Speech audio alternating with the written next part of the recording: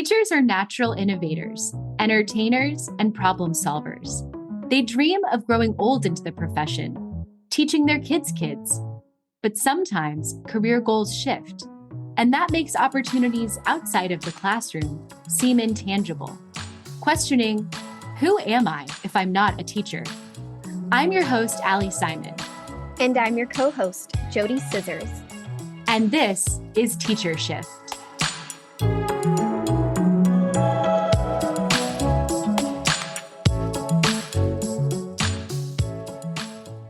Take risks. That's what we teach our students. We even model it too. Making a career shift can mean taking a risk, but it can also mean pursuing a passion or strength in an area where you shine. Today, we talk with a leader in ed tech and how you can make your skills shine with a shift. Fonz Mendoza is an instructional technologist and Google innovator with 17 years of experience in education. He's a servant leader looking for creative ways to help his learning community use the power of technology.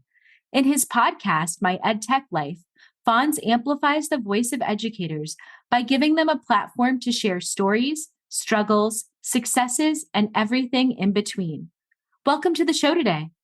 Thank you so much. I am so excited to be here as a guest. I'm a longtime follower, longtime listener, and it's always great to be a guest on one of your favorite podcasts that you listen to. And as you know, many times as podcasters, we don't get the chance to be on the other side receiving questions. So I'm really excited to be able to have an opportunity to share a little bit about me and my work, and of course, answering all of your questions. The feeling is mutual. I've been listening to you, and you emerged into the podcast world just after I left teaching. And I was, from the moment I stepped into the classroom, I was ed tech all the way. One of my principals kind of saw something in me, and I just really honed in on that skill. But I'm not in the classroom anymore, but I still find your episodes so helpful because I work in ed tech. I work with arts organizations. And so all of the tips and strategies are still applicable to the work that I do because we serve students, we serve teachers. So I really enjoy listening to your podcast as well. And I love the little aspect of live. That's a really special quality to be able to listen and submit questions and react. It's a lot of fun to do that. So you have a good thing going. Thank you. I really appreciate it. Like I said, it's definitely been a long time coming and a work in progress and still a work in progress. But thank you so much for that feedback. It really makes me feel wonderful that, there are people that are listening and find some value in the podcast, as that's what we try and do. Just really amplify voices, bring important conversations into our education space. And my goal is always for our educators, education practitioners, entrepreneurs, edupreneurs, creators, just to connect with each other one show at a time. Yeah. Have you always been an instructional technologist, or did you kind of find your way there through another educational avenue? Yeah, actually, very similar to what you just mentioned, is I started off as a high school algebra teacher. Well, actually, let me retract a little bit more. Actually, I'm a businessman turned educator. So I actually have a bachelor's in business. My specific area is marketing. So I transitioned into education. There was a little fork in the road moment. Being an only child, a lot of responsibility fell on me. And so my dad became ill for a while, and I just needed to be there, tend to him and make sure that he makes it to everywhere that he needs to make it. And he's doing great. He's going to be 87 this year. So everything's great. But because of that, I turned into education, and was something that I never thought that I would do, because I always said I never want to be a teacher. But as soon as I fell into education, I absolutely fell in love with everything about it. I think the transition was very easy with my marketing skills coming into the classroom and selling algebra to 27 individual students. And not every student is going to buy it the same way. Well, that's where those marketing skills come in, otherwise known now as personalized learning. So I always tell people I was wearing the cool band shirt before the band was cool, in that sense. So again, years of just taking risks in the classroom, being able to work with my students and implementing a lot of technology. 7 years ago, that's when I got into this role as an instructional software specialist or instructional technologist for the school district. And that's where I've been since. And, helping build capacity, bringing some of the best practices and helping our teachers innovate here within our school district. And obviously, even working with our students, doing STEM camps and really amplifying their creativity and just helping them feel comfortable with tech and seeing all the great things that are possible through tech. So I love hearing how you actually made two shifts. You made a shift from business into education, and then within education into like instructional technology. I find that teachers, if they have never made their first shift yet, they get a little bit nervous about making a change, especially when it's within the school system, because sometimes that seems like unattainable. There may not be that many positions in your district that are not teaching positions that are in, the central office or where your role might be housed. What would you say maybe motivated you, inspired you? Like, how did you take that leap, that extra step to make that next shift to where you are now? Absolutely. It was something that was really unplanned. Really, I didn't even know that this position existed in my district. So maybe that kind of tells you a little bit about how things were. What I did is my passion for education and my passion for technology, bringing that in when I moved from high school to elementary, that's really when I was able to take more risks because I had the students year round. Here in our district, we do block schedule. So high school kids, I had them from, I guess, August to December. And then I had a new batch of kids that would come in. But when I got to elementary, oh my gosh, having the kiddos all year long, I was able to do so much more and really take risks and amplify their creativity and their learning through the use of technology. And so the district kind of started seeing things and I started sharing things on social media and just sharing out on Twitter, Instagram. And then I would email my director of technology. I would email my assistant Soup and say, hey, look at what we're doing. And I would just get, polite messages saying, oh, great, oh, that's nice. Oh, and I know that they're busy, but I just kept doing it. And then I just thought bigger picture. I said, look, maybe within my school, we did a code camp, which later on led to a summer STEM camp. And then that's when kind of, signs were like, hey, what are they doing over there? Like, we want that done over here. Like, why don't we have that? And so then, they started looking at what I was doing. And then actually the position came available because the person that was here ahead of me moved to an administrative position. And so they had a vacancy and I applied. And out of all the participants that, put in their application, I was the blessed one to be able to get into this role and have been here for 7 years now. And it's been an amazing learning experience. Like you mentioned, shifting from marketing into education, now to ed tech. And then I'm sure that we're going to talk a little bit later into the next shift, still within the scope. But yeah, it's really exciting. And my best advice to everybody is just go for it. If you have a mission and you have a passion and maybe it's just not being noticed yet, don't stop, keep doing it. And, don't be afraid to share out to your administrator. Don't be afraid to share out even to people in central office, because again, nobody's going to notice if you don't, speak for yourself or advocate for yourself. So that's the best advice that I can give people. Well, and there's some things that I noticed just about your story in general is you were an early adopter. So when your school had something to roll out or to use, you were adopting it and you weren't just keeping it to yourself. You were teaching the others around you, even teaching others outside of your building, which is kind of similar to the way that when I worked in school districts, they rolled out, Google Chromebooks or they rolled out a new software, whatever it was.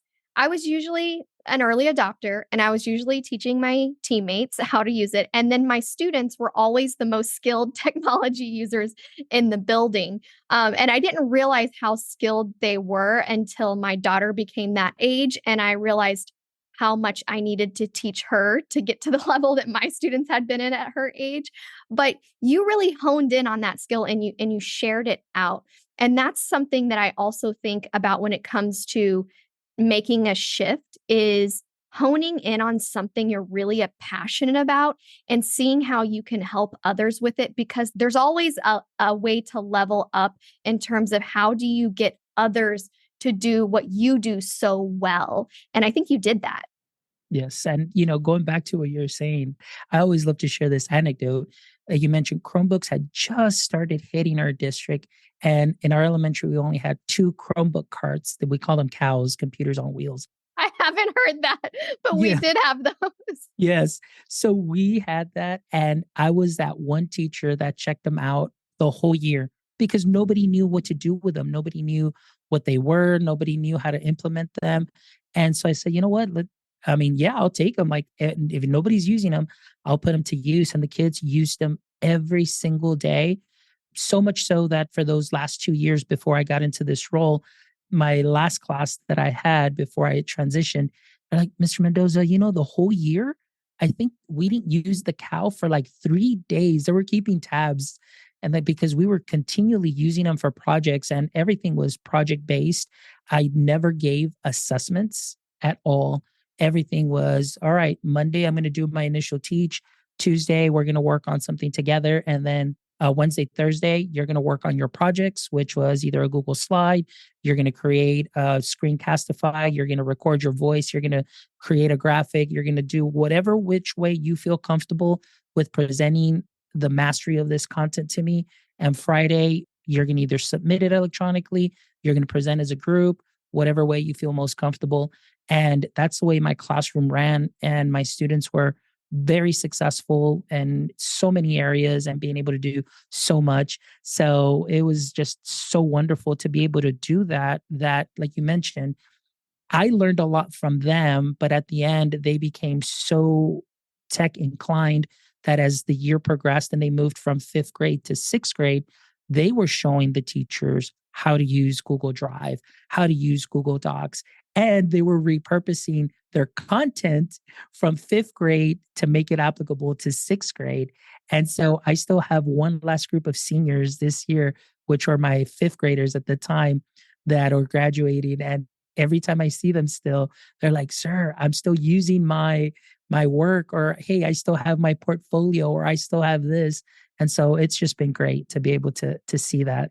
Like, I just want to snap. I want to clap. I want to give all the hearts. I love that so much.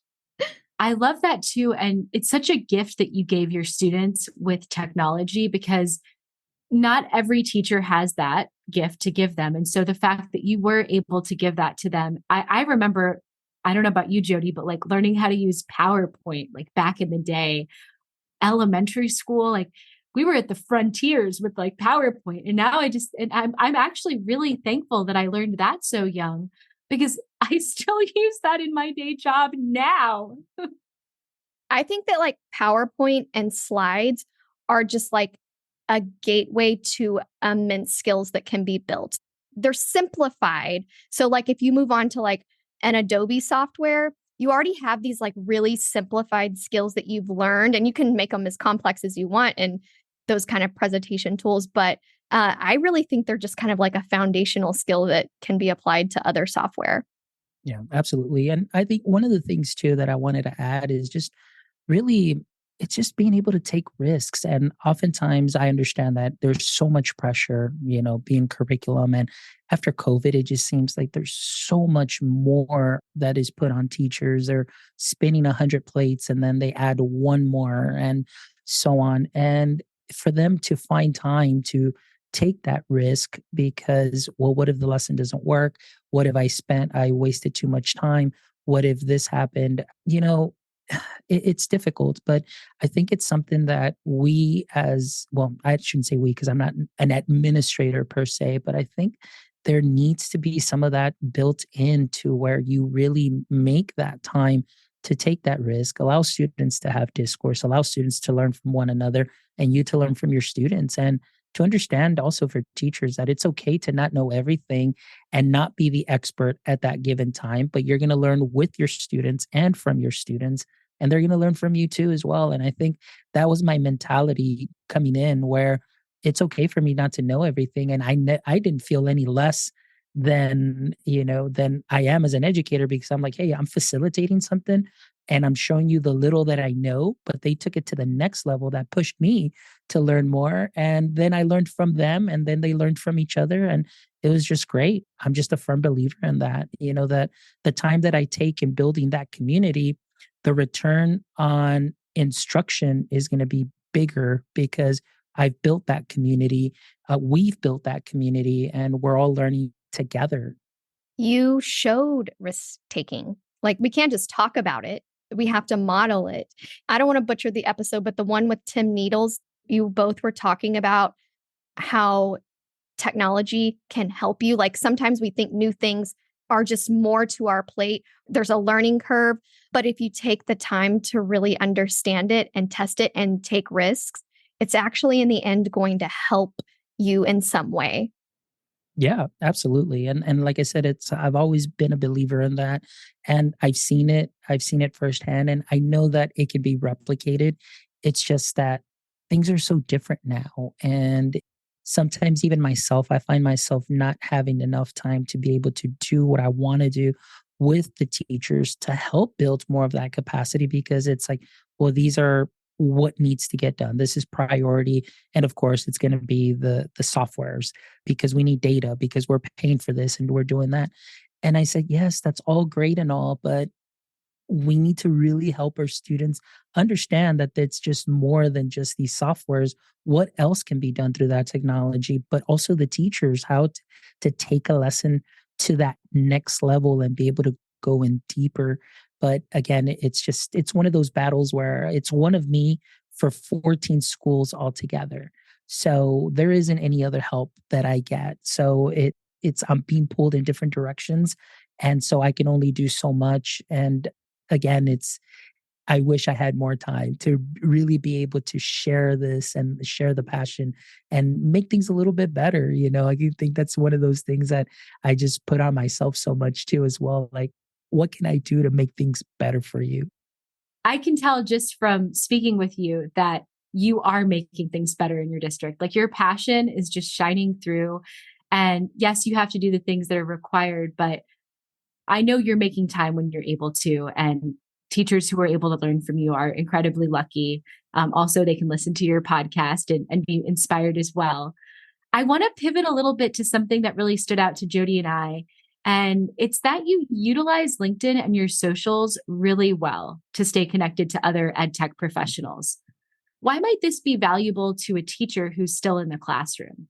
Oh my goodness, of course. I didn't really hit LinkedIn until I got into my master's program, and my master's in educational technology. For one of my courses, they required us to create a LinkedIn account. And I was like, okay, so did that. And then from then on, I didn't pay much attention to it because to me, it was just all about Twitter, Instagram, things of that sort. But now I am seeing the power of LinkedIn and being able to really be connected. One of the things is that now I'm in the point in my life where I need to see what's coming up in the future. Like, currently right now I'm working on my doctorate. And so hopefully maybe within a year to a year and a half, I want to get that done. And obviously that's going to open up more doors. So although I am still very well connected with educators on Instagram and Twitter, that is more of my informal learning community. I call them my PLF, which is my personal learning family, because I learn from everybody there on my socials. And so you'll hear me reference that, my personal learning family. And then on LinkedIn, that's more of where I show the professional side, and not only what I'm doing here, but what I'm currently doing as far as the podcast, what I am able to do, because obviously that's where you want to show up at your best, because people are watching, people are looking, and you never know when somebody might find your bio and your page and say, hey, I want to reach out to you for possible a job, which has happened, or interviews. It's been great that I've even been called in for interviews without even applying to certain places because of what they see and the content that I put out there. But also, the connection is different.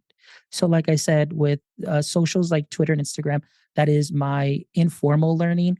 But on LinkedIn, that's more of my professional network where I'm going to connect, and one person can help me connect to that next level person, and that next level, which would be even for podcast interviews or for possibilities to collaborate. And I've been able to find some side hustles through that too, as well, to be able to collaborate with companies and do some work with companies based on what they see. So it is very crucial, I think, now for anybody in any job situation, whether you're in education or not education, really pay attention to your LinkedIn and really use it and leverage that power to help you garner those connections, because you never know when that next opportunity may come up, or that one thing that you do really just catches someone's eye, and that can easily take you to either a next level of connection or can possibly open up doors for you as far as jobs. So I definitely am big on that. You broke that down really well. Using other socials like Instagram, Twitter, if you have Facebook, like that's, more for, you said personal learning, family. And I'm also in like a lot of groups.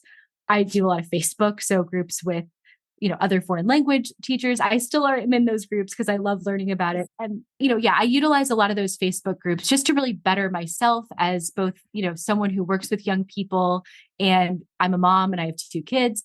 But LinkedIn is a really great professional space. And I just keep getting more and more into it. I found out about so many organizations and companies that I didn't know about until I got on LinkedIn. And I see them talk about other companies that they've worked with, people that I follow or that I'm connected with. And I just think it's such a valuable resource. And I love how you really broke that down and showed the value in being on that platform. I'm just wondering about because we talk a lot about teacher identity on here. And when I first got onto LinkedIn, I did not know what I was supposed to post about. I felt a little bit of like I was an imposter in this professional network of people, because my immediate PLC, the people I knew in the building, they weren't on LinkedIn. They weren't doing any of that. And so I did feel like a little bit of an imposter. So how did you figure out what to post? Because like you, in grad school, I was asked to start a LinkedIn page. I did it. And I still was like, what am I sharing? What am I saying? And does anybody care? So did you have a moment of like identity exploration in terms of what to post and what to say and what to do on that platform? It's very interesting. And I know that this is something that I hear a lot on the podcast, which is, your teacher identity or your identity. And I see that a lot. The interesting thing is that I never really see myself just, I don't want to say just as a teacher, but just an educator. For me, it's just always sharing my passion. So I know that on LinkedIn, at first I was like, okay, I'm just going to do this for grad school, and just here's my portfolio of what I'm doing in grad school. Cause that was our whole thing. Like, we didn't have a comprehensive exam. They're like, you're just going to create your portfolio of all your projects that you've done. You're going to put it on LinkedIn, and maybe somebody will see what you're able to do. But then I was like, there really isn't any value in that, because it doesn't tell you a story. You're just showing schoolwork. So what I started doing is just making that shift of speaking of what I am passionate about and just sharing it there. Like, hey, if you notice on my title, it doesn't even say that I am a teacher. And it just says like ed tech enthusiast. I am an ed tech expert, ed tech this, because to me, that's what I see myself as first, which is really weird, because I know that I've been in education for 17 years, 11 years in the classroom, but I don't call myself, or as a title, an educator. I'm an ed tech enthusiast who just happens to be an educator, or in the education space too, but also in the marketing space. And so I'm kind of all over the place, and I call myself oftentimes a multi-passionate creative. So because I love to like dip my fingers and toes into everything, but I started just really shifting there and helping me what's going to help me look most professional, and the skill sets that I have built up coming from marketing into education, and then my experience in education and learning from vendors and learning from platforms as far as, what works, what doesn't. Now I have really put myself up there as somebody that loves to collaborate with companies to figure out their UX, UI, user experience, and that's what I do mainly with a lot of companies that reach out. They're like, hey, can you take a look at this? Or, hey, we're trying to get into Texas. What are some suggestions? And we'll sit and we'll have a meeting, 30 minutes or an hour, and we'll talk and I'll give them feedback based on their products. So it's really just that, I put myself out there as the expert that I am in my field due to the experience. And I don't put educator, ninth grade algebra, elementary this. It's what I am passionate about and what I hope to grow into. So that's the kind of, I guess you would say, the identity that I put there on social media, what I'm hoping to continue to grow in and grow into, as opposed to what I'm currently doing. I love that. That's really inspirational. I really like that. One last question for you. How can a teacher get a role like yours in instructional technology? Yeah. So tips for that. Okay. First of all, really look at your district and see what is available as far as this particular role. Other districts, it may be tech coach. Other districts, it may be, they call them like innovation leads. Here, they call me instructional tech. So it just all depends on the district and the title. Look for those roles, see how many people might be in that particular role. And oftentimes, because of the size of the school district, the number may not really match up very well based on the population. Now, again, I know that I mentioned earlier in the show that there's one of me for all 14 schools, but I got to tell you that a lot of the decisions that are made are based on enrollment. However, if you are in a bigger school district and you see that you may only have, let's say, like two or three for like a large district, and maybe they never took time to think and say, hey, we need to provide more support or do those things. So best thing to do is be knowledgeable about what your district support looks like and is there room for growth for that particular position. And if not, maybe look at neighboring school districts that may offer those roles. But the most important thing is to be prepared yourself to be able to step into that role. Really practice what you preach, like you were talking about now, taking risks, really amplifying creativity, teacher knowledge, building up capacity. How well do you work with not only teachers, but students? You need to take that into account because many times you think, well, if I'm going to move over here, I'm only going to be working with teachers. Oftentimes I do more work with students than when I do with teachers. And so you have to understand that although you may be leaving the classroom, doesn't mean that you get away from the students. So think about those things, but also, like I mentioned, always share what you're doing. I know that sometimes people may find that, maybe just off putting because they're like, oh, well, they're just sharing this and, look at what they did. And, oh, they received this badge or they got that certification. Don't mind them because this is your future, not theirs. This is your path, not theirs. And if it's something that they're not able to do at that time, well, I mean, that's on them. However, many times they will get inspired by what you're doing too as well and might continue your lead and continue to grow. But don't let that set you back. Continue to move forward because again, if you are not your biggest cheerleader, chances are somebody out there is not going to be your biggest cheerleader either because they don't know or have heard about what you're doing. So put yourself in that limelight and just in a very positive way and just share what you're doing and send that out to your CTO, send it out to your building admin, send it out to your assistant soup. And that's the way that it started for me. And I guess that's that marketing perspective that I come with. I'm selling myself to you and what I can do and the benefits that I bring. And that could very well be something that can help you maybe in that role that you want to pursue, but that also applies to any roles that may happen outside of school as well. Maybe there's a transition, all those things. You just prepare yourself for those and really show your personality and what it is that you want to grow into. That is solid advice. And when you mentioned earlier about sharing out your achievements and the things that you were doing with technology, I wrote that down. I'm like, toot your own horn, because no one else is going to do it for you. You need to really highlight the work that you're doing, whether it's in the classroom, outside of the classroom. Email the powers that be. I remember one year I did a newsletter that I sent home like once a month or something like that, or I would submit for our school newsletter the activities that we were doing in my classroom. You need to be your best advocate for yourself, because that's your power. That's what you have. You're in control of that. You get not in control of everything, but you can be in control of that. So I really love the advice that you gave today. I love learning about your story. I'm inspired. You motivated me. I'm going to get on LinkedIn and update my profile today. Like, I'm just like, that needs to happen. But I want our listeners to know that they can connect with you on various socials. They can find you on Twitter, Instagram, Facebook, TikTok at MyEdTechLife. We'll link that in the show notes, and also through your website, myedtech.life. Thank you again for your time today. Oh, thank you. It was a pleasure. It was an honor. Like I said, it's not always, as podcasters, we may be on the other side receiving questions and sharing our story, but this was such a delight. And thank you so much for filling my bucket today. And again, just a huge fan of the work that you are doing, and, just continue doing what you're doing, because you're definitely making a difference and making a change.